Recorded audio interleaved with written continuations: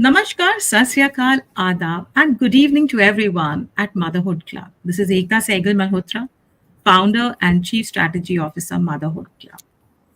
Motherhood Club, as the name stands, is about mothers.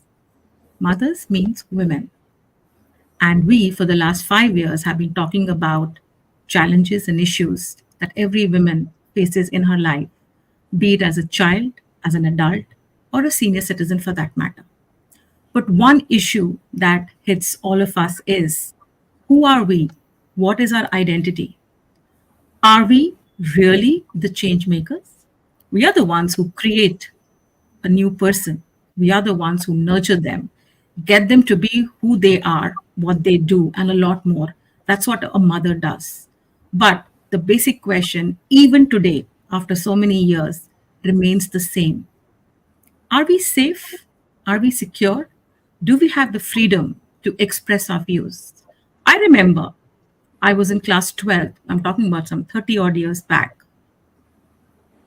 My father did not allow me to step out of the house after 6:30 or 7 because it was unsafe for me to do so. Because where I stayed, there was a case where a girl was abducted. And very interestingly, or rather very sadly, that girl was a daughter of a senior police official.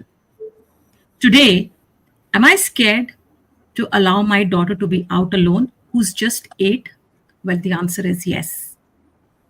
What is the reason behind all of this? Maybe I know, maybe I don't know. But today, with me are three powerful women who come from different walks of life. But what binds each of us is that one, we are women, two, we are mothers, and third, we are concerned about what is happening and why things are not changing. And above all, what can we all collectively do to change the situation? Everything that we are reading and listening for the past few weeks, it hurts. It makes us angry, anxious, and really want solutions to it. So, allow me to introduce and welcome our three esteemed panelists. For the very first time on the Motherhood platform, we have Miss Hema Goipinathan.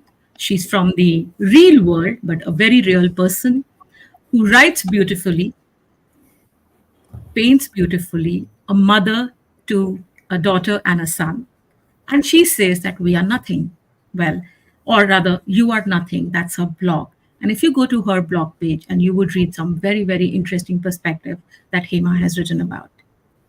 Where does this you are nothing comes from? We will talk about that in a little later stage. Then we have Sangeeta Venkatesh, a name which is familiar on the group, who has been talking about how to save water, waste management, and a lot more.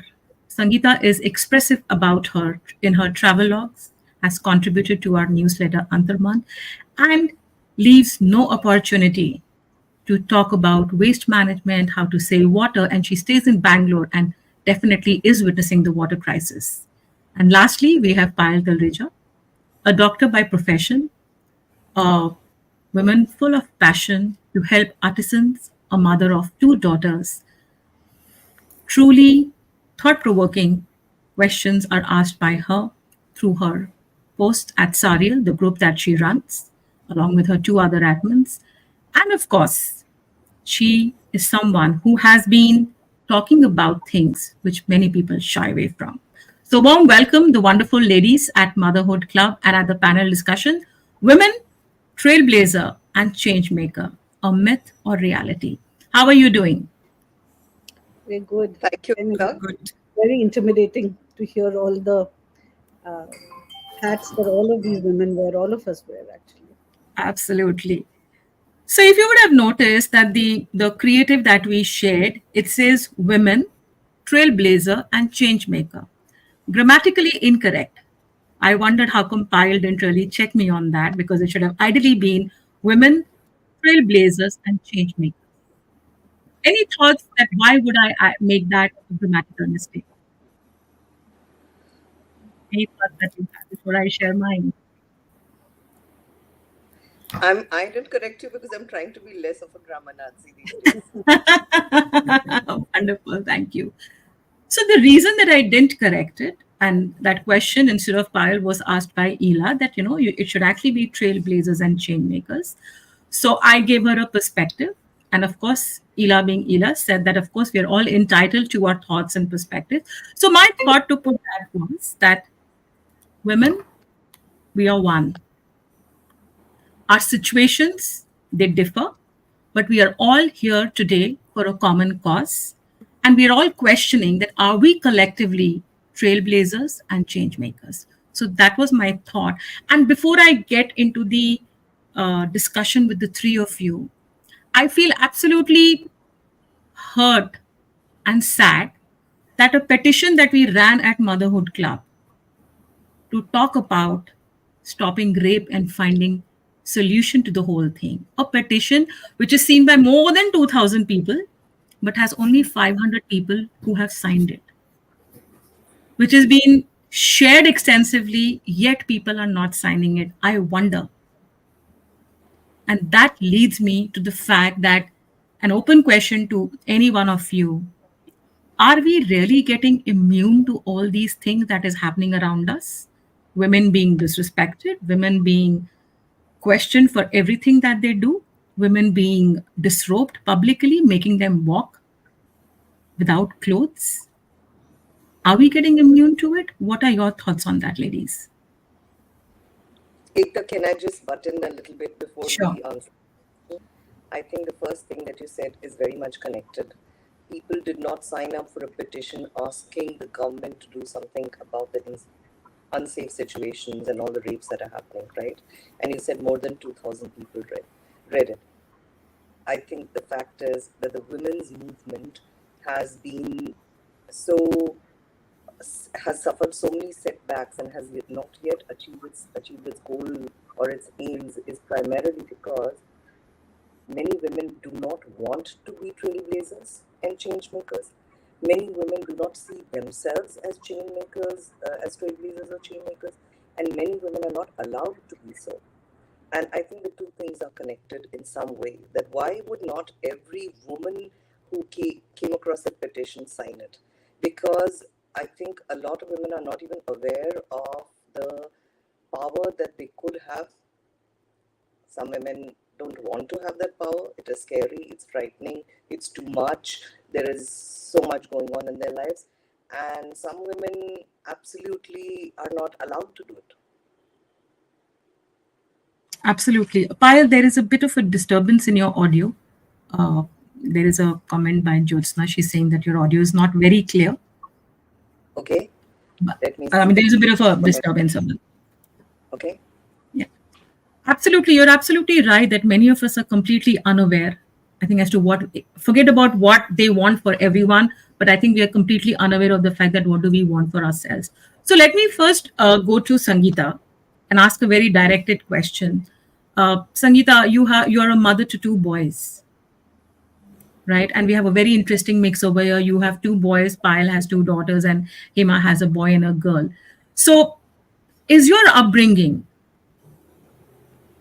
towards your boys any different than what it was to you by your mother being a girl?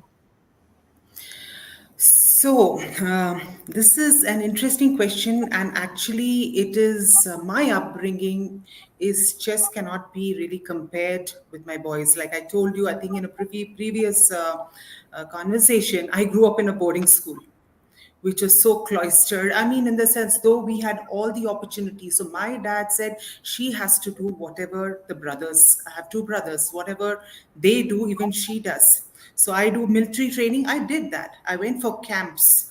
I did all that. In fact, I think it is the other way around. I sheltered my boys a little more. I think considering living in a metropolis and Bangalore and the public transport and you have to get to some tuition on time, so I have to send them by car. No, I didn't have all that. I think I led a more freer life, surprisingly, than even my boys. But having said that, I think I was in a very privileged position. I don't think the rest of my generation had that privilege. and they were asked to come back at 6:30, which to a certain age, even the boys were asked to come back by, a certain time. That was more out of, a regimented, lifestyle, which I kind of implemented just to keep time. You have to get up in the morning, not because of the safety aspect, I would say. So that would be my response. But having come home, but I think I had the greatest father, and I really thank him for that. I have to, because I know the other women haven't got it. And though I'm supposed to take it for granted, I still cannot take it for granted. Absolutely. Were you ever concerned if the boys came late? Yes, a little bit, definitely. And And what would be the reason behind that? uh, that they shouldn't get into some trouble, you know, Okay. they should be within their, yeah. Right. Payal, two girls, right? And doing exceptionally well. How was your experience or how was the journey to raise them, especially in a city like Delhi? So if I reflect back on my childhood, I was brought up in an extremely egalitarian home, and my brother and I were pretty much treated equally. I didn't grow up with many of the ideas that girls of my generation grew up with in terms of what it means to be a girl and how it's different from being a boy. So, household chores were shared, the car washing was shared. Uh, there was no differentiation in terms of what we could and we couldn't do. The rules for returning home at a particular time were the same, and I was never made to feel that just because I am a girl, there are some exceptional or different rules. I was almost 40 plus when I learned that there is something called menstrual taboos. Because in our home, even menstruation was openly talked about. My brother, my dad would go and fetch our tampons and our pads, whatever, and carry them home quite comfortably without being concealed in a black bag. So I really wasn't brought up very differently. However, I grew up in Delhi, and while I was growing up in Delhi, I perceived it as a city full of inequality and very unsafe for girls. And I remember as a 19-year-old sitting and thinking, when I grow up and if I have children, if I have a daughter, maybe things will change by the time that she grows up. If anything, Delhi became even more unsafe. Yes. But as a parent, you have choices, and I think I rightly or wrongly, told my girls that fight against wrong. Do not let anybody mistreat you. Hold your head high. Uh, you don't have to hide. You be who you are. I did not give them any kind of messages regarding their safety because I think I credited them with enough good sense to, on their own, be able to know which situations were safe and which situations were unsafe.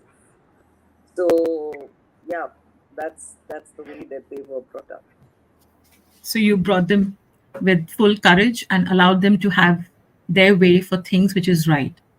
Yeah, because I would like to point out here that even mothers who try and keep their girls or boys safe and try and bring them up in a very sheltered way, at a point in time cannot help but have their children exposed to measures of unsafety.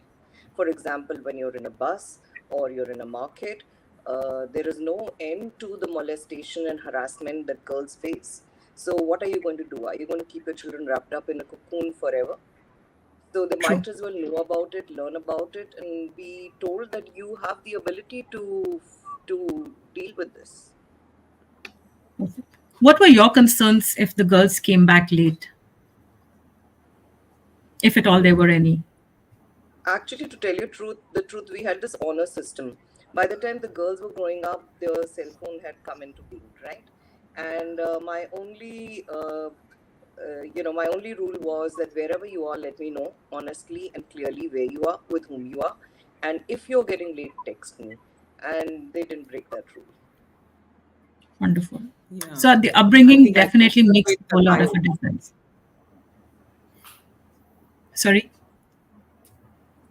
I said I concur totally with Payal, and that's exactly how I kind of fashioned Absolutely. I their think, growing yeah. up.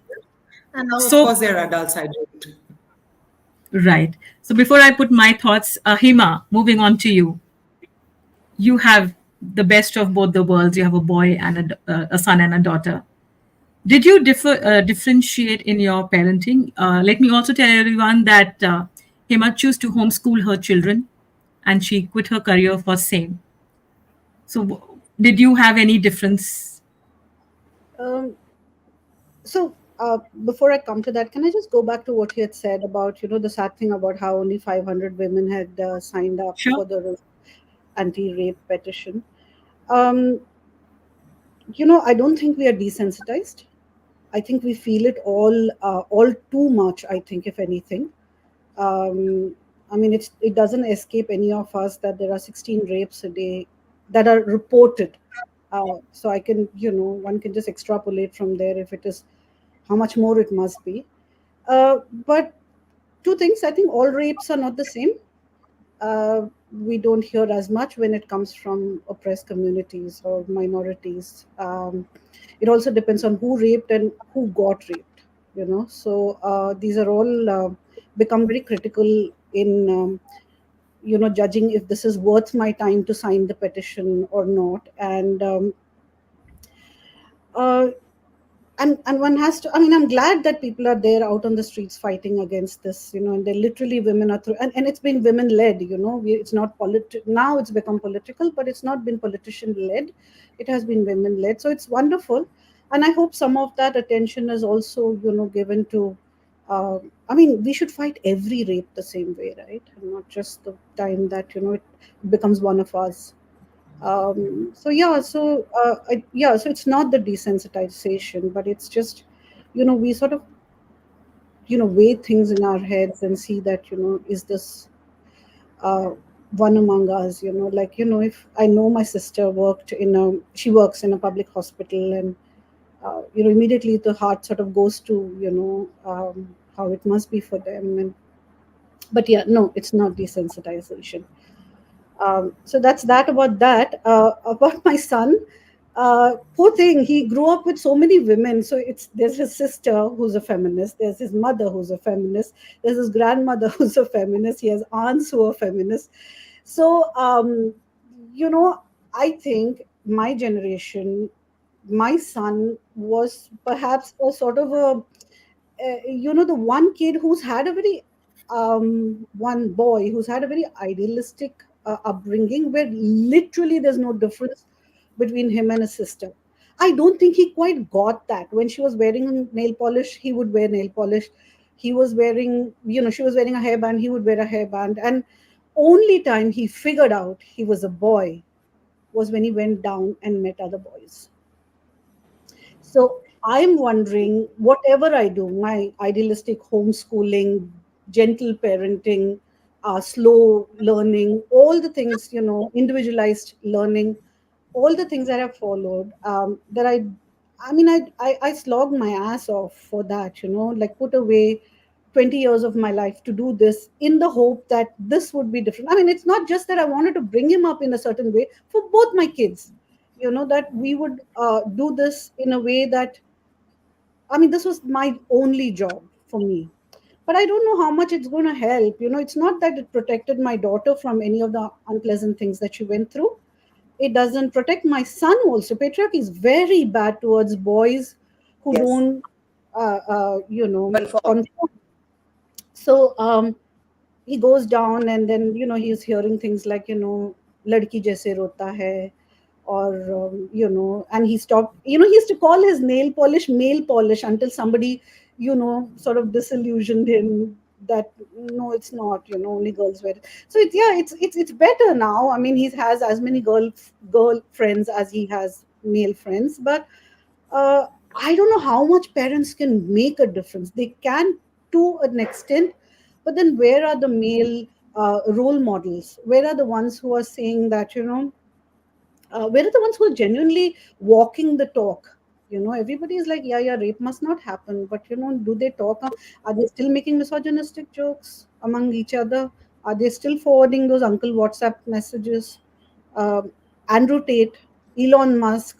I mean, these are the big. Where are the ones who say that be you. There isn't, genders should not be differentiated, or excuse me.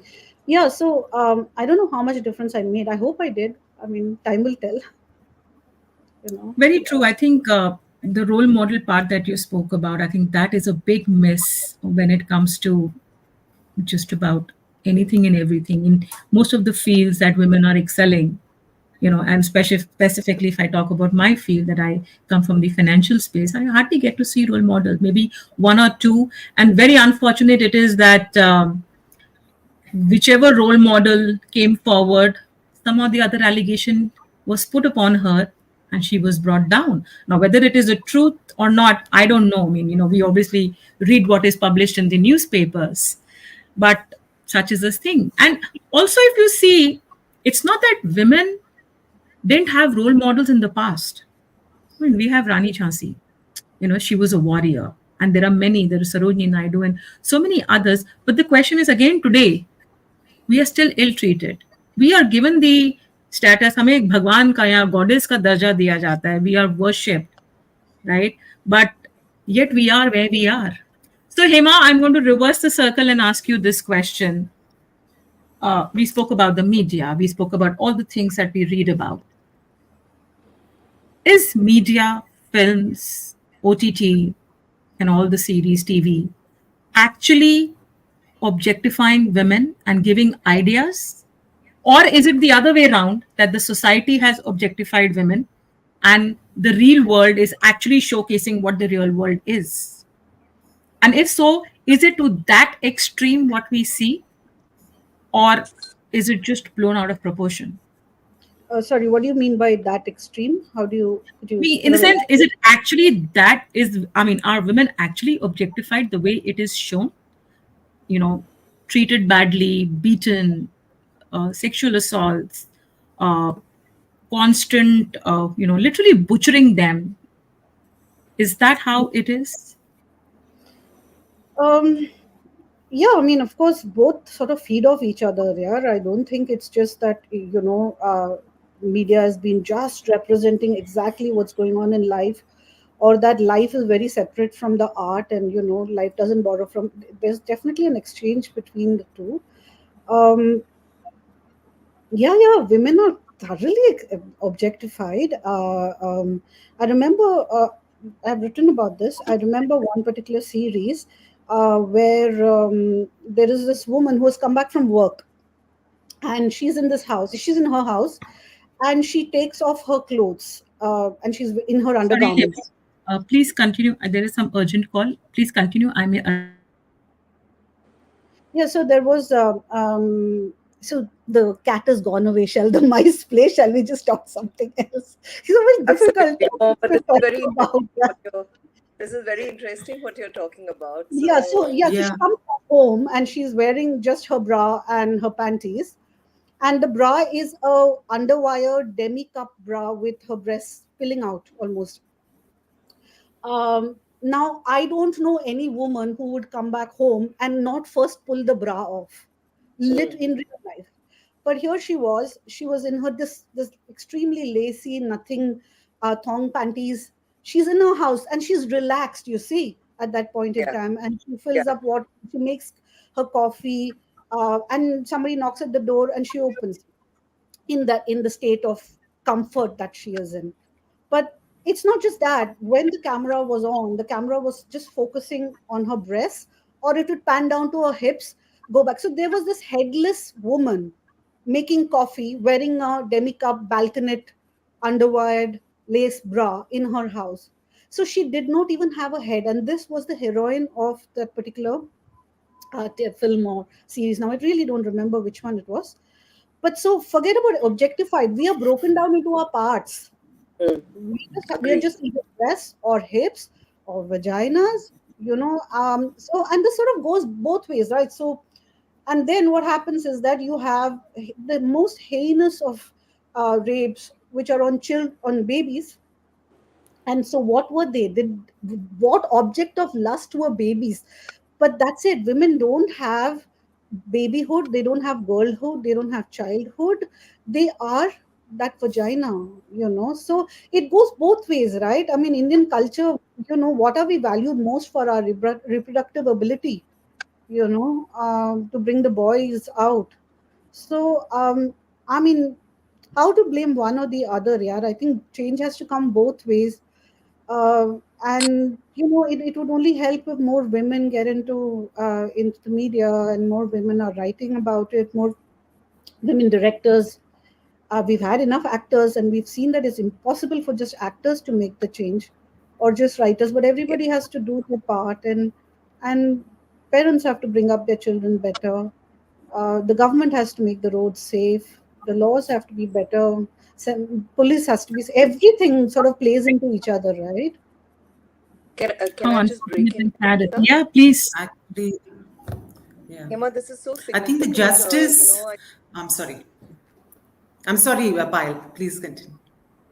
Uh, when you said breaking down into parts, that really struck a chord with me, because for a very long time, in fact, as far back as I can remember, I have been thinking about things like this, right? First of all, I completely endorse the fact that no woman, no real woman is going to do anything other than get rid of her uncomfortable underclothes and get into the shabbiest, most comfortable garment Yeah, that she can find. So that display of a woman is again coming from the male gaze, correct. from the perception of what they would like to see a woman like relaxing in. I mean, Yeah, underwire bra, forget it, right?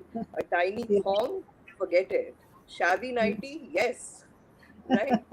So this is how cinema, even writing, media is really manufacturing a woman to suit what people are wanting to see. And when I say people, I mean men. Yeah, right. There yeah, might be some women, yeah. Call it but what it is. Yeah, call it what it is. True. The second thing that I've been thinking is that what does India do to women? On the one hand, we have our, if we talk about a particular religion, we have goddesses. We have women who are absolutely put on a pedestal, and the fertility of a woman is worshipped, right? On the other hand, she's punished for menstruation. So yeah, there is a lot of confused and mixed messages. Secondly, I was thinking about this, that a woman actually really condenses into her womb. That womb becomes a point of contention, right? If yeah, we work with the premise that every human being has an Atma, there is no differentiation between a female Atma or a male Atma, right? Though mm, the body is male and female, the Atma is not, right? And biologically, the difference condenses down to the womb and the ownership of the womb. And I think that is where patriarchy has absolutely controlled the narrative. So you have that who's impregnated that womb becomes a very contentious issue. And mm, hence, ideas of honor and virtue are all linked to woman's sexuality, basically because who has impregnated the womb? Who does that child belong to? Because the child continues the lineage, the child continues the matters of inheritance, uh, of carrying forward as customarily is believed. And at this point in time, I also have to say that I hold every religion responsible for not revamping themselves, not looking at yeah, themselves and yes, yes. saying that, hey, what's happening today? What is the reality of life today? I don't think anybody can deny that the majority of the narrative in our religions, in our texts, our ideas, our dogma has been written down by men, and it belongs to a particular place and time. Uh, Sure, we might have had occasional women contributors to theology, but the majority has been men. And mind you, Mm, religion is very difficult from spirituality. I'm talking about religion, which yeah. requires ritual, which requires certain rules, which requires certain ways of Control. thinking, right? And Yeah, nobody, none of the religions have looked at themselves and said, hey, how do we stand today vis-a-vis 50% of the population? True. Very yeah, true. So that's what we, this so-called significant other, the question of our significance is still unanswered, and that is what in the movie Pink, when the lines which are said by Mr. Amitabh Bachchan that तू चल कि समय को भी तेरे वजूद की तलाश है कि वो वजूद ही ढूंढ रहे हैं हम लोग अभी भी right and unfortunately world over 35% women have been a victim of sexual abuse. Oh, that's a very small number. That's I what mean, statistics says. yeah, yeah. And Rubbish. in India, if you see, close to about 32% of the married women have been exposed to intimate personal violence, obviously, which is within the house by your spouse predominantly. I mean, where go far when you are not safe in your own homes? Sangeeta, you wanted to add something.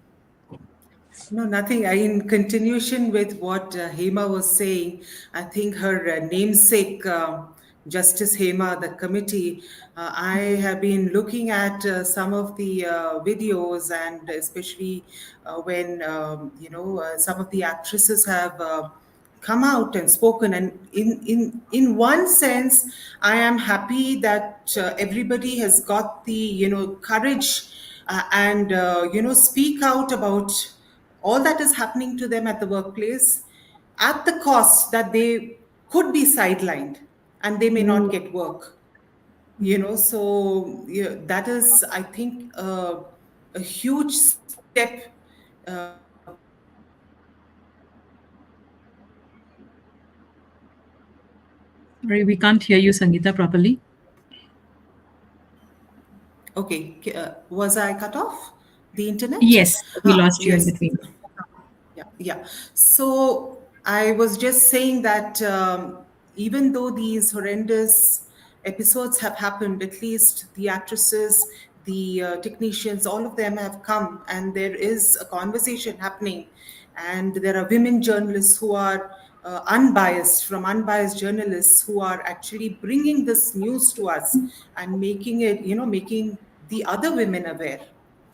But in the same context, most of you know that I work in sanitation, and there is an interesting story how I really got into this field because I was training to be a virologist. Actually, I was working towards a vaccine, and here I was in a premier institute, and we had this cultural, committee, and I was a junior then, and the senior person, a guy, like he arranged the picnic for all of us. We get into the bus and all that, and en route there is not a single toilet. mm, Okay, and what did we have to do? Thank God some of us had dupattas. And next year, when I became the cultural secretary, the homework that I had did, I said there has to be at least 3 pit stops for these bio breaks. You know, can you? A woman has to think about all that. Only when I got into that particular position that I could actually create something, have, arrange a picnic, something as innocuous as a picnic where we can actually visit a loo. And this I'm talking about nearly 30 years back, where at least now the road infrastructure is slightly better. You have toilets at at the gas stations and all that, and that time it was pathetic, just from in the Institute of Science to go to a place called Talkad, the picnic spots. It was And a examine great that, achievement. examine, Yes. examine that in the context of the fact that in rural India, women still have to go to the fields early in the morning before they are seen by the men, because women's ablutions, women's biological functions should not even be seen, should not Yes, even yes. come into the visibility of should not even come into the framework, and then hold their, desire to go to the toilet throughout the day Yes. until dusk falls again. So, Payal, this is exactly what happened when the tsunami happened. I was sucked into this project in a village in Tamil Nadu, and there were so much of money pouring for rehabilitation. Everybody was building houses and all that, but no, there was nowhere people talked about toilets. And then what was happening was the tsunami, the green cover was washed away.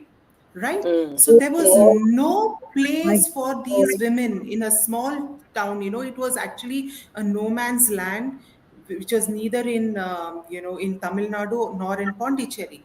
It was that the very nebulous kind of geography. So that's when, thanks to another gentleman, where I got introduced to this ecological sanitation. It is a coastal area, so high water table and all that. So the Mm. concept of ecological sanitation, I mean, I'm very proud of that project, where You should be. we You're could here. actually execute all these. And I remember there was this girl who was hearing impaired and couldn't speak. And we had something known as a toilet beauty contest, just to make sure that the toilets are supposed to be clean and not treated as, places where it is supposed to be dirty. That's a mindset we have. Toilet equals to ganda, place. A kitchen, puja room supposed to be clean. No, that's not the case. So when this happened, it made life so much better for the women. So this hearing impaired girl, like when we were judging the toilets, just to give them an impetus, we would give them a prize and all that. This girl came and hugged me from the back, and saying that it was such misery for them, because yes, catcalls happened, sexual molestation happened exactly at that time. And the way they had decorated the toilets was just too funny and very cute. And they had put even the dish, the TV dish there, to give it that touch, the importance for them. So So, this Sangeeta, amount of, yeah, I can go you on. spoke about the toilets, right? That is one aspect. You've also been working upon the water project. Even for water, even today in many villages, women have to go miles to get water. That also could be a way that the women get jeopardized, and because en route they could be caught and taken away. So do you think that because of these issues that are created by us, by the humans, we are also further impacting the lives of women, their safety, their hygiene, and a lot of other things, Yes, which of could also course. mean See, that they kind of backtrack to do anything and move ahead to be a change maker? when there is a water shortage, the first people in to be affected are not just women, it's the girls, because the mothers are cooking in the house, okay, and they send their girls with the With pots container. to go and get Yeah. it, okay. And this is a thing, so sometimes they have to walk quite a distance. It depends on where, village to village, because we are such a diverse land, so in Not Tamil only Nadu, I that, remember, yeah. not only that, there are severe taboos too. People of certain segments of society are not allowed access to certain wells and water bodies. Uh, it's Yep. a reality. It's a fact of our life that Yeah, that's true. the Suvarna narratives and Dalit narratives in terms of what is accessible, what is not, are very, very different. That's so, I mean, imagine first being a woman and then being further classified into the different stratas and the different caste system. So, I mean, we are just being, fired. It's like a gorilla attack on a woman from any and every place we're being fired. But before we go further, I mean, thank you everyone who's joined us on different platforms. We are so engrossed in the conversation that we actually forgot to thank the people who are watching us, listening us. And there are so many comments that have come, and I mean, I'm trying to see, should I listen to you, should I read them, and what do I do? But I'm sure you guys can always go back and read the comments. But thank you everyone who's joined us. So this is a common question, and feel free to take it up, any one of you. Women have now educated themselves, right? It's been a whole generation of your times. I'm in between, the younger lot, they are still studying. And we stepped out of the comfort of our house, working. But yet, if anything goes wrong, we are blamed, right? It's never the culprit who's blamed. तुमने Mm. छोटे कपड़े पहने होंगे, you must have been giving the wrong cues, you must be, giving ideas? Or why did you, at the first instance, go out with someone? Who asked you to drink at a work party? And so on and so forth. How long? Yeah. Yes, Pal. Please continue Yes. your thought. Yeah. What has changed for us? Has anything changed from our mother's generation to yours to mine and for the generations to come? Are we going to be continuing to live like this? Petition, no petition. How many more Nirbhayas, Kolkata case, Assam, Manipur, Maharashtra? I mean, forget about grown up women, as Hema was talking about the body parts, and you concurred with that, Pal. Young girls, small girls in Maharashtra, two girls in their school. I mean, what are we talking about? Who's to be blamed for this? The girls, the boys, the society, the upbringing? Who is the culprit here? I mean, we can go on and on to talking about whatever, but main मुद्दा यही है कि जब तक ये नहीं बदलेगा, तब तक हम आगे नहीं बढ़ सकते हैं. और अगर हम आगे नहीं बढ़ेंगे, do we actually have the conviction and the wherewithal to nurture our girls? Well, boys are also, kind of a victim to sexual abuse and harassment. It's just that those numbers don't get reported, perhaps, or those numbers are very minuscule for any one of us to react. But even if you look at the rape numbers or the, Minakshi mentioned that the statistics that I shared is wrong, that every woman in the world perhaps has experienced a sexual past, right? And as Hema said, many rapes Some get, form of sexual harassment, yes. yeah, many cases get reported, and only those ones get highlighted which are extremely gruesome. But what about the others? Almost or 86 women get raped in India every day. That's like 4 to 6 in an hour. While that number might look very small in terms of the population that we have, but the fact is that all of us are not secure. What do we do about it? Where does this stem from? And Payal, I want you to highlight, is there a biological reason for men to show their aggression for anything and everything? And to show that aggression in the form of harassing a woman, that you rip her apart, and you rip her apart in a manner that not only is she denied her dignity, her respect, but she's murdered. And how? I mean, be it the Nirbhaya case or the current case, I mean, I completely fail to understand. As a woman, as a mother, I mean, what's really going on? So Payal, one of the things that I, before you get in, quickly just to yeah, interject at the biological imperative of men wanting to raise. Do they have any biological imperatives? So when we get our periods and we call, oh, she must be PMSing. Now, do you know that when we get our periods, that's when estrogen is at its lowest. So, and testosterone is at its highest. So, when we do act out, is it because of that we are behaving like men? Are we not able? So, no, I mean, no, I'm sorry. No, let's just put this out that no, there is no biological imperative to rape, you know. Payal, back to you. again, like there have been studies that have been done in mammals, in zebras, in rats, in mice, very few human studies. And really, there is no established, unquestionable established link between exposure to androgens and high testosterone and aggression. There is a weak positive correlation to testosterone, but more is made of it than in reality. And I think what I wanted to say earlier also when you talked about victims was that, maybe we need to turn the lens. We are constantly looking at the victim. Of Mm. course, victim blaming is something that absolutely should not be condoned. There is no question about that. But that apart, perhaps we should turn the lens and say, who are the people who are doing things like this? Why are we not looking at culprits? Why is the headline always again focusing on a victim of an aggression? Why is a person who has perpetrated an awful, heinous act not called upon? Why is he or she not named and shamed when something like this happens? So, in I would say, to diverge a little bit. First of all, I think we need to turn the lens a little. Secondly, Yeah. I would say that a lot is dependent upon our socialization.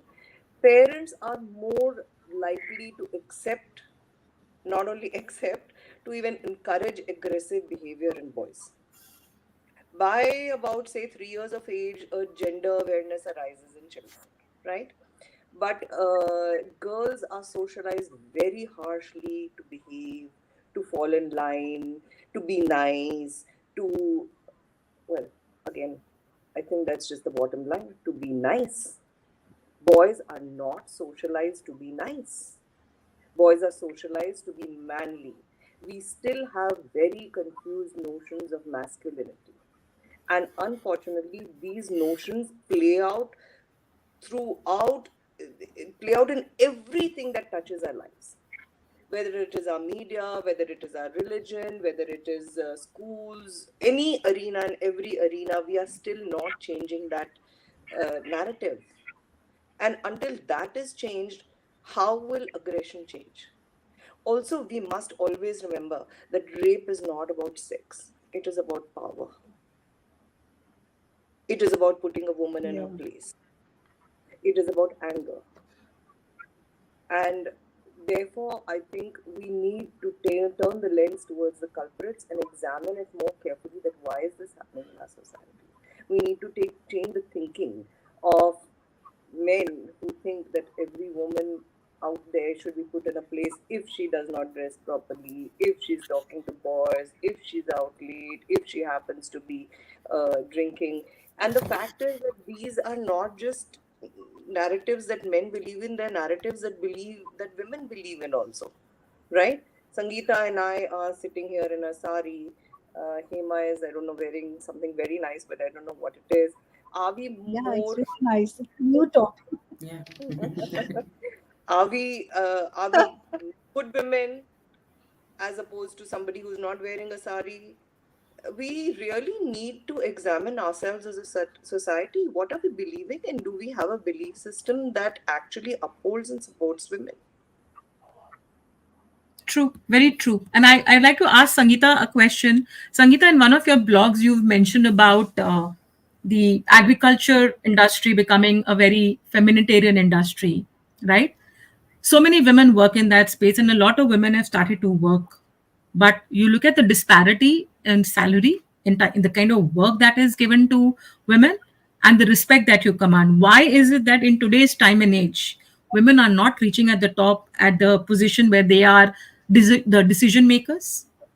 Right, and the reason given is, oh, because she has to go back home, or children. Fine, I mean, you don't bear a child by yourself. It takes two to tango, right? I mean, as much a child is to you is to the father also. So why do you think, I mean, how will women excel if there are differences? Similarly, if you look at the STEM space, some up space which is very close to my heart, financial industry, science. I think until the mission Chandrayaan happened, not many people were aware that it was a woman who was leading that project. Imagine such a prestigious project for our country. So how do you bridge these gaps?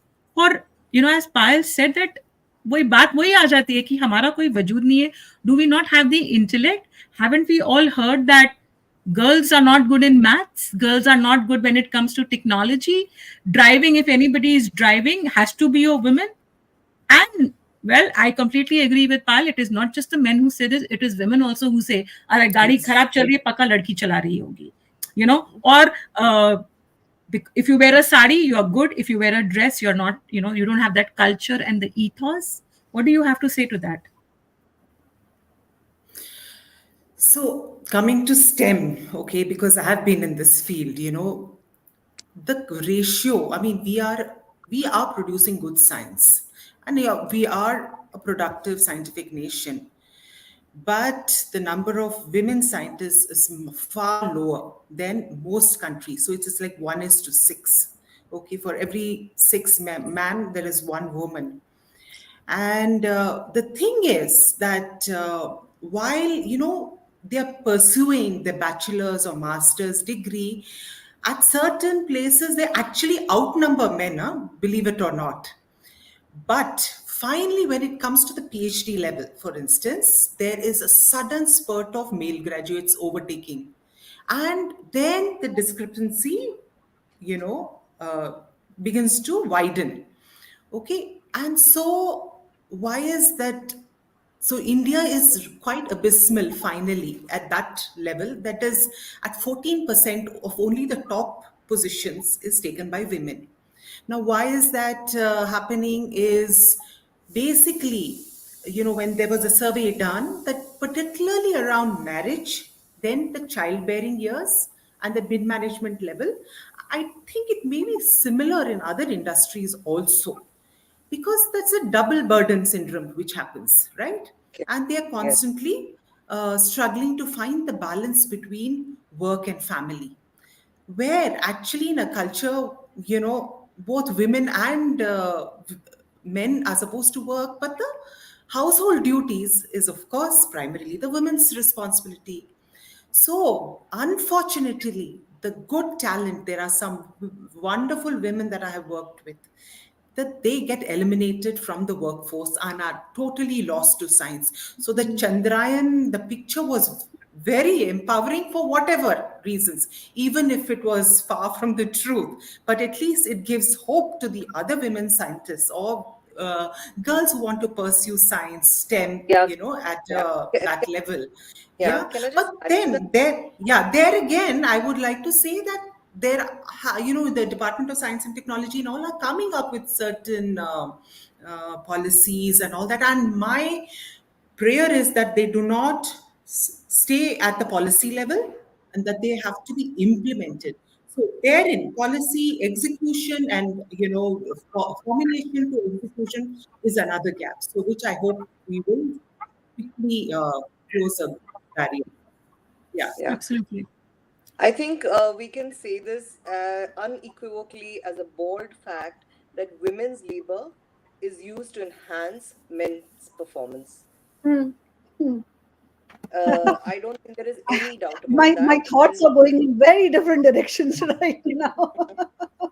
And this deprives women of their equal rights, especially labor within the home. Man, woman, both working. We have seen these tropes played out again and again. Both come home, man puts his feet up, watches TV or opens a newspaper, woman goes into the kitchen, makes tea, gets on with dinner. Leave those tropes aside. I want to point out something that very few of us think about. Who does the heavy lifting? Honestly, I think as women, we are like 5 steps ahead always. You know, day after the child's project has to be given, and okay, forget it, even if there are no children, right? Clothes have to be given for laundry. Now, subsidies have to be bought, meal planning has to be done, house has to be cleaned, monsoons are coming, airing has to be done, winters are coming, razais have to be aired, all sorts of things. We are actually constantly lifting a very heavy mental burden just in managing the holes almost by ourselves, right? And men who help out in a home, that is their shared responsibility, in parenting, which ought to be a No, shared no, no. responsibility. Babysitting their own children. So I These want are to the things. pause you here and I want to read a comment. That comment is catching my eye constantly because I don't completely agree with that. It says that I'm sorry to say, to a great extent, it is the mothers who are responsible to give a unbridled reins to the boys. I remember Nirbhaya's culprits wrote on the jail wall and sought forgiveness from mother for the heinous deed before the hanging, but didn't make any impact.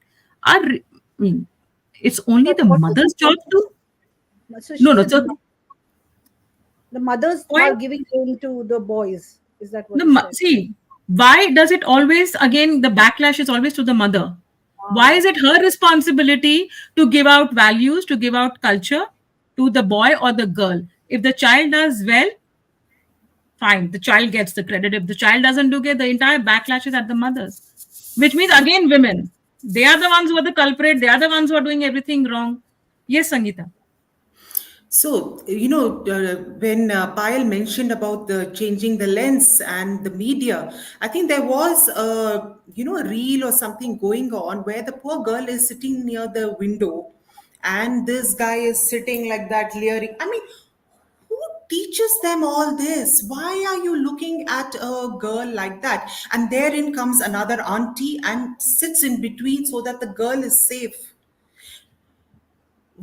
I mean, that was not the solution to that particular thing, right? That the mother, that some auntie comes in and sits between, and then the girl is safe, and she's saying thanks to the auntie. Yes, at that point, she was saved from the horrible gaze, the lecherous gaze.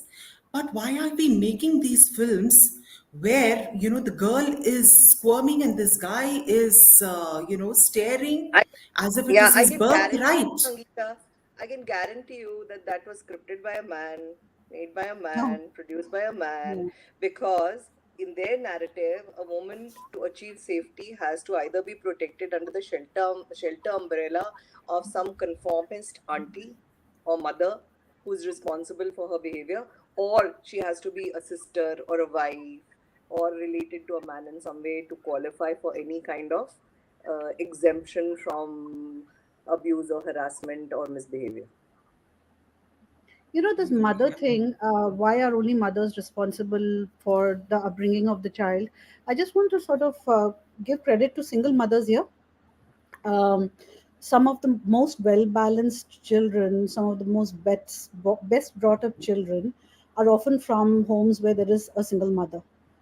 Absolutely. So uh, simply because I think you don't have interference from the parties that don't contribute. I'm not going to say uh, fathers play a huge role. They play a bigger role than they are performing right now. And often when there is a single mother, she manages to do the role of both the father and the mother quite effectively. um, no, it's not. It's not. We can't. Mothers are struggling. Mothers are dying of suicide. Trigger warning here. The postpartum stress is not paid enough attention to. It's impossible. It's real. It takes a village. It literally takes a village, and often we don't have it. We have a village sitting outside and judging us for the way we do the things, but we don't have a village coming in that go for a bath or go to sleep. I'll watch over. You need this. You need to rest because if without the faculties, how is a mother going to do a good job? Yeah, I mean, how is it going to ever work? That if only mothers are doing the heavy lifting here. True, very Yeah, true. that's Yes, exactly. There was a survey conducted by a corporate entity. I won't take the name of the corporate, but they said pass the mic was the survey which happened. So they interviewed nearly, tens and thousands of women. So it was a huge survey, and the results were very interesting. And they said a whopping 91% lacked childcare support at work. So, what was the reason that they were not growing or they couldn't get back to work? 91% lacked childcare support, 84% that they would give up a high paying job if it did not accommodate childcare needs. Okay. And so, what do mothers really want, was another thing in the survey, and the results which came from, hybrid working was one of them. I think that's a great solution also, even in a Yeah. and perhaps work from home, and some liberties to take short breaks, to go home to attend to a sick child perhaps. So it's known as a sick companion leave, for the in the whatever, in the corporate parlance. Which So I presumably a father think, can also take, right? sorry. Which presumably a father can also take, right? Yeah. Yes, but they can also take, but this is just passing the mic. What mothers want, and so this was done during Mother's Day. They said yes, we don't want these coupons, we don't want the flowers. Yes, we don't mind them if you give it, but these are the real issues, and these are the solutions for a long term, if women empowerment, so to say, where she can contribute to the home as well as to society, and actually and be financially so independent that I think that's so important. Finance, But Yeah. Sangeeta, earning that your own brings money. me. I yeah, I just remembered something in connection with this, Sangeeta. India amended the Maternity Benefit Act in 2017, making it Yeah. compulsory for companies with more than 50 employees to have creches. Now, I'm relating my experience with a particular corporate, which again I will not name, where they Let's said name them, please. which where again I asked why they did not have a creche, and they said, "Oh, we've got like 15 ladies," and we asked them, and nobody really said that they wanted a creche. And the total workforce was definitely more than 15, right? The majority, the ladies, are perhaps 2% of the population. And my question to them was this: why was this question only asked of the ladies? Is the Hmm. need for a creche only relegated to women? Yeah. Are men not supposed to be thinking about the situation at home and small children needing a care center? Because the men have See, obviously Payal, I very think that would be given. that would be The step utopian two, one. three, four. We are at real basics. No, but the thing But is then that Sangeeta, my why also why is this question only a question for the women in the company? see, because also if you do offer these options, work from home, the hybrid model, and the convenience of it, well, I'm sure there is a lot to be sacrificed also, because you again, the point still remains the same, that you will still not be able to reach the top because you are available for a certain time period, right? From equality to equity that we've been talking about. One, initially we were talking about women equality, now we're talking about equity, that in the given opportunity, how much of an equitable job you can do.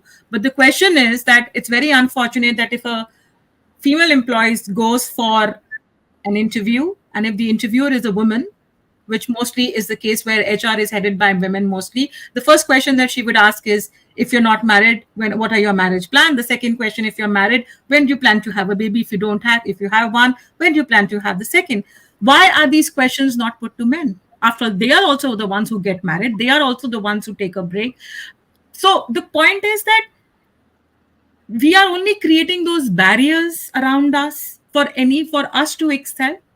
When will these barriers break? Do we have solutions? When will all this discrimination towards women in any and every form, be it a subtle discrimination or as strong as victimizing a woman by brutally raping her or murdering her or killing a female feticide or whatever the case may be? There's so many things. I mean, it feels so bad to even talk about them. When will all of this stop? Do we have solutions to it? So, as the women of today, as the women who are torchbearers in their respective spaces, where you are handholding so many others, are there any solutions that you can offer, that how can we bring about the change? There was a comment, I think, which was from Kalyani, which said that, it's not about a man or a woman changing, it's about the society in totality changing. And very interestingly, one of our male members also said that yes, it is equally the responsibility of the father and the mother to actually nurture the child, because after a certain point to time, a man to boy or a man to man conversation has to happen. And if a man or a father is not a good role model, if he is the one who's abusive, if he's the one who's ill treating his wife, the kids are seeing, as they always say, that the kids learn, and from observing what they see rather than being what is being told to them. So do we have solutions together, or what can we do about it? The ultimate question is that, how do we move ahead? Yes, Sangeeta. I think basic is law and order and punishment. Why should justice take so long? Secondly, our urban cities, are they safe enough? What about even a footpath? If it is not properly done, you can get harassed.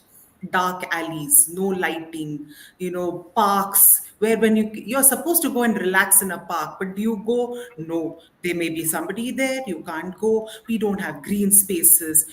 I mean, all this adds up. Even bus stops are located so many places where there is no lighting. When a girl gets down there, what is going to happen between the bus stop and the home? God only knows.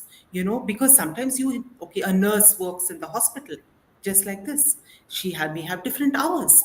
There may be call center.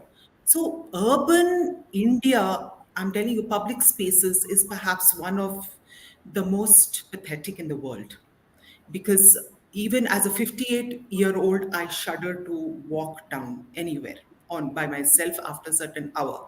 While I'm sorry to say, when I travel abroad, I walk with a backpack with confidence anytime, anywhere. I've come back to my son's place at 10 o'clock, 11 o'clock, feeling safe. So I think urban areas really need attention with safety, safe places, and roads and transportation. Is there a CCTV in the public thing? Are there people in the employees who are equipped to treat, to kind of deal with these? Untoward incidences. There's so much, one can go on and on, because everything from a small thing we need to fine tune, not just urban India, even rural India now, is what I feel. We have to start from the bottom. True. Anything you want to add, Payal, Hema? Yeah, yes to everything Sangeeta has said. I mean, infrastructure. So the problem, I think, if it's India specific, rape is not an India specific issue. Rape is a issue. It's a men's issue, and it's an issue of dehumanizing women. So lots of things have to be sort of looked at. The religion, how's religion, if it is the backbone of society, then how does that religion inform society? And if that society is informed by that religion, how does society inform law and order? If you're going to be told that it's women should learn martial arts, why? Yeah, I don't want to learn martial arts, I want to learn ballet. I mean, why would you tell me to learn martial arts? I mean, uh, Yeah, so why is it incumbent upon me to have to yeah, be yeah. responsible for my I mean, do safety? you know martial arts? I mean, why is that? And if what use is karate going to be if 6 men land up? Yeah, I don't get this. I have this solution of women should be taught. This really bugs me because it doesn't go away. This particular line that women must learn martial art. So yeah, I mean, what are the solutions? I think one thing that should be immediately done, perhaps, is that. Um, understand that women are important, women are human, women face the brunt of the rapes in the country. Not to say that men don't, yes they do, but again the rapists are 96 or even more than that percentage are men. And therefore there is a crisis of masculinity, a crisis among the men that needs to be addressed. Mental health among men needs to be addressed. Men need to have role models, men need to have um, perhaps older men, friends. They do not should not depend on women for their emotional. You know, I have this often. I have friends who come to talk to me about issues, and I'm like, there are things that you need to talk to other men. These are not things. Why can't you speak to other men? So yeah, there's a huge crisis going on, and these are, I think, we're seeing all these, you know explosions from time to time because of this. And I mean, it's a sad thing. I mean, yeah, I don't know, I don't have solutions other than you know I intellectual think first solutions. and foremost, we must acknowledge that the blame for a lot of ills in our society can be placed on patriarchy. The idea of masculinity, aggression, all these things have roots which are going very far back to our ideology and our thinking process. Secondly, I think we need to have proper names uh, in our different languages for what is done and what is happening. Like, to my shock and horror, in Delhi, the police still use the term eve teasing. It's not an Yeah, acceptable. not done. Call Yeah. molestation molestation. You have to call harassment harassment, right? So and so on. Even colloquially in local languages, don't euphemize the harassment of women. Don't make it into something that is so. Don't minimize it to a level where it just becomes a teasing. It's not a teasing. I think among urban youth. Who are somewhat educated, who are a little more aware of maybe Western ideas and concepts. In our cities now, dating is happening across all strata of society, and it has definitely not been a part of culture. So we have to learn the etiquette of interaction between girls and boys, and I don't know who's going to teach it. Our school's going to teach it, our college is going to teach it, our social organizations and NGOs going to teach it. The whole concept of consent has to be brought into our daily dialogue. And talking of daily dialogues, I think for me, I would say that every arena, whether it be a playground, whether it be a school or a college, your office, your workspace, your home, a party that you're attending with friends, has to be a space where these kind of dialogues are promoted, these kind of dialogues happen, and people are talk about things that are significant and important in our society. You know, uh, we have to we have to all be feminists. We have to read literature. We have to educate ourselves. We have to think about what is happening in our own homes. And we have to make those changes and put those changes into play.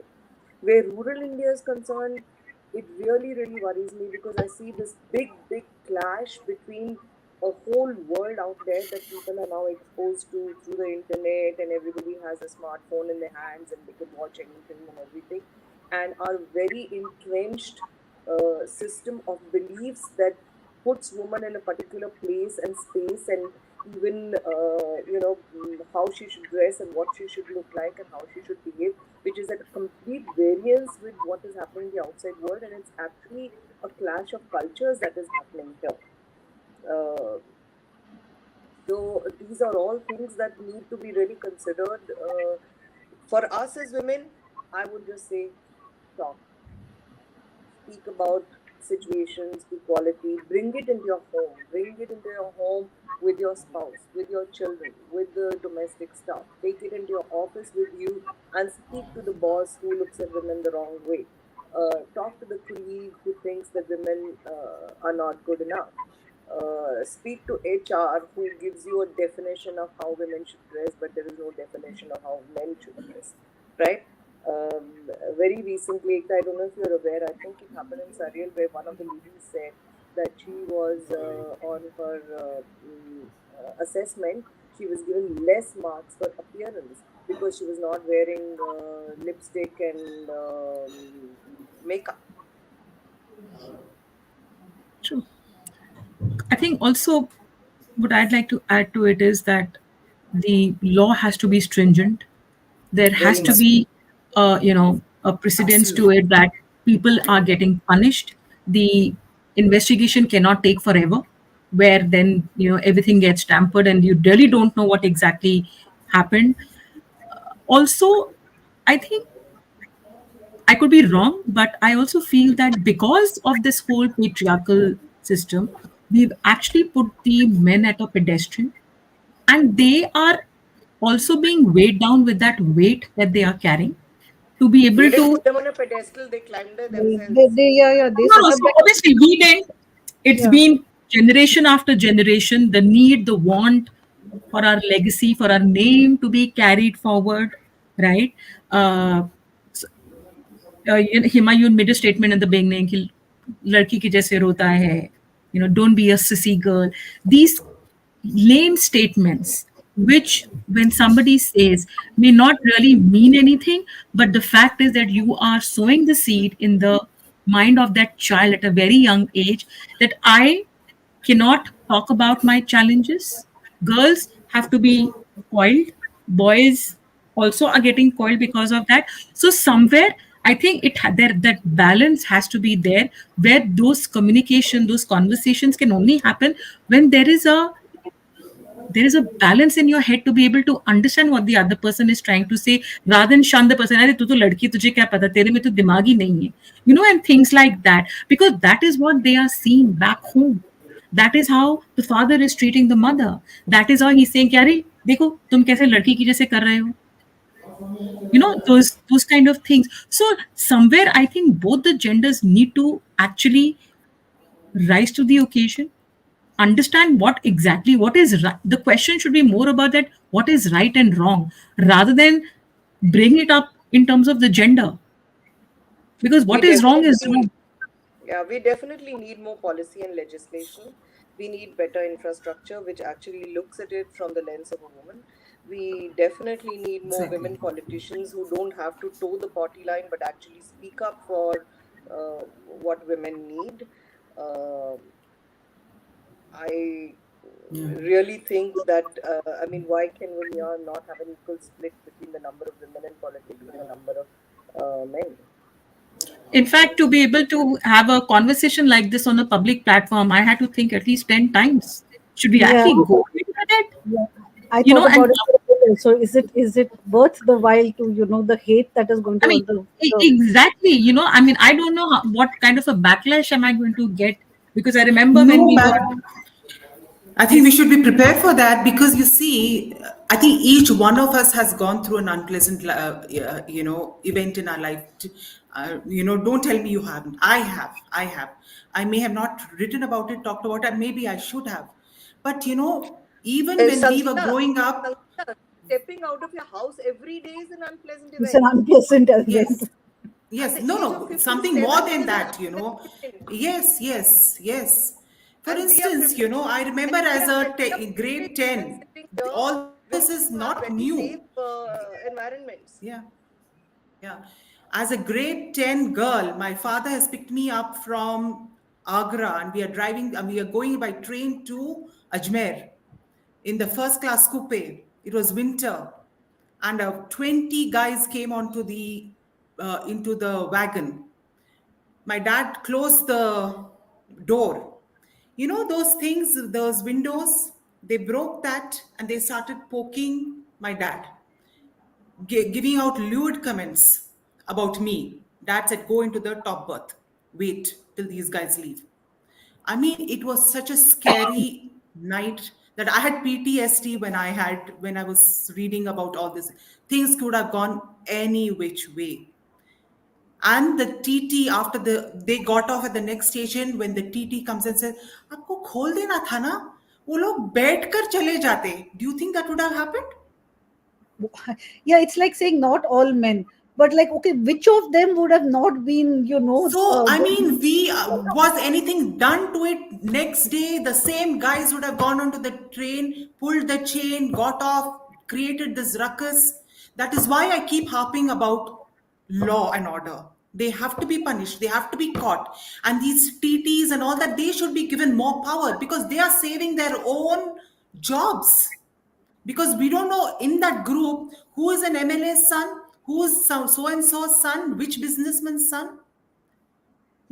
There I am full of anger, but it good. was so long back, but these things surface. My true. question Trigger to warning. I cannot help but repeat what one of the Nirbhaya rapists said, that if she had just accepted what was being done to her quietly, she would not have been killed. Yeah, I have a question in all this. Like, we're having these discussions and we're having these conversations among women. Perhaps there are men watching. I hope they are.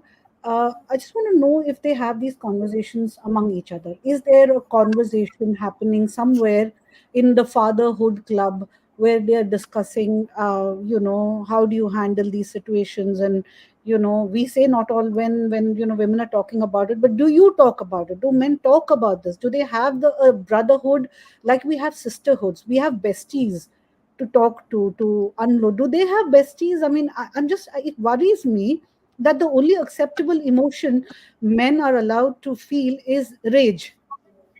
Yes, men have besties, and I don't know if they discuss anything that is not just a very surface, Yeah, unemotional yeah, thing. and Like, I that's mean, sad, right? I mean, how do men get over things? I mean, they If have I PTSD. if I have to add a very recent trip that I had made to Ila's house, where she, me, her husband, and my husband were there.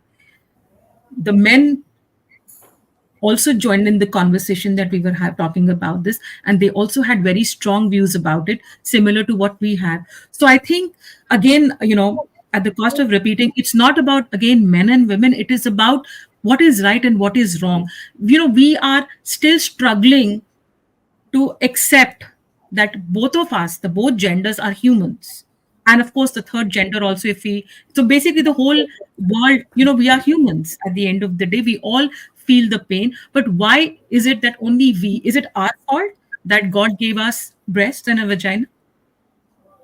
I mean, what is worshipped is ill treated, is denigrated and right? abused. Yeah. Fantastic Something, question. the moment a girl attains puberty, she starts her menses, the family celebrates that it is the start of the the reproductive journey, but at the same time your fear comes up.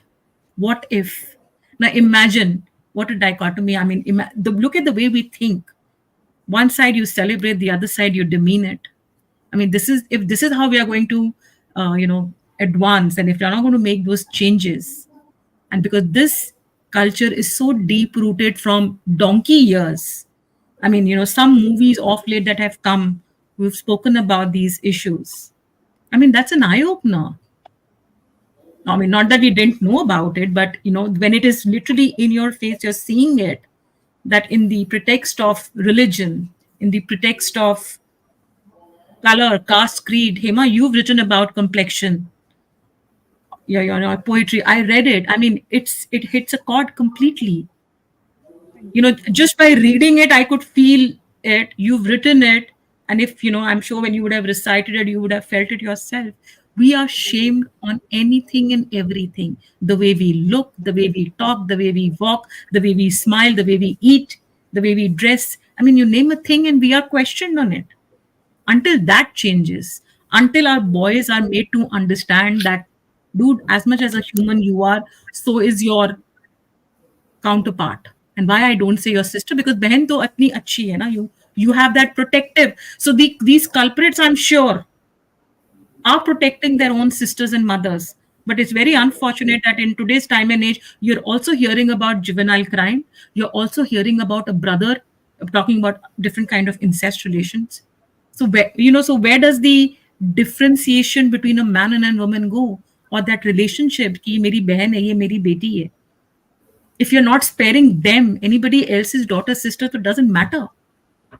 So I I think think somewhere, a lot of the problem in our society stems from the fact that sex is such a taboo. All thoughts of a person being a sexual being are so is such a taboo topic. true.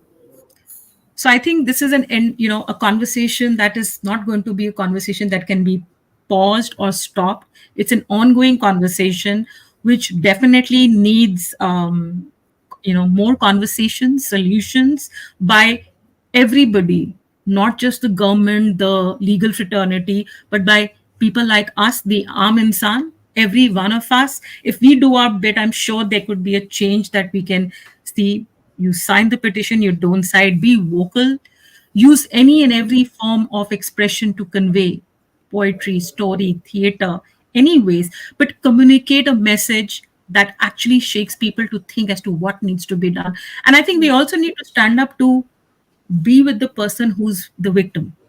Of course. Don't just wash your hands off the person. Oh, you are like this again, compartmentalizing the whole thing.